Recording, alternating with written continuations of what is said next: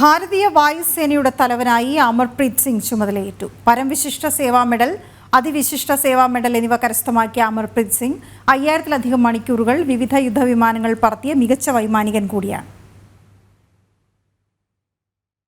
National defence അക്കാദമിയിലൂടെ 1984 അമർപ്രീത് സിംഗ് എന്ന AP Singh വായുസേനയുടെ ഭാഗമാകുന്നത്. പിന്നീട് ഡിണ്ടിഗലിലെ air force academy, defence service staff college Wellington, ന്യൂഡൽഹിയിലെ നാഷണൽ ഡിഫൻസ് കോളേജ് എന്നിവിടങ്ങളിൽ പരിശീലനം.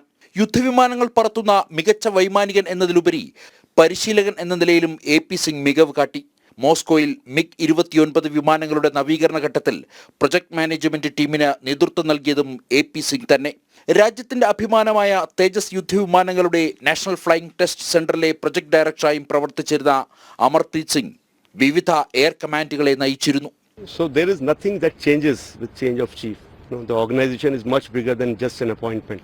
So I want to place on record that the Air Force will continue to moving forward the way we have been doing towards our self-reliance, towards our operational capability, better training. So that will remain my focus areas also.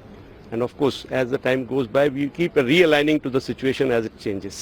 Chief air മാർഷലായി 3 വർഷത്തെ സേവനത്തിന് ശേഷം VR Chaudhary വിരമിച്ച ഒഴിവിലാണ് വ്യോമസേനയുടെ ഉപമേധാവിയായിരുന്ന അമർപ്രീത് സിംഗ് വ്യോമസേനയുടെ തലവനാകുന്നത്. ജനം, ഡൽഹി.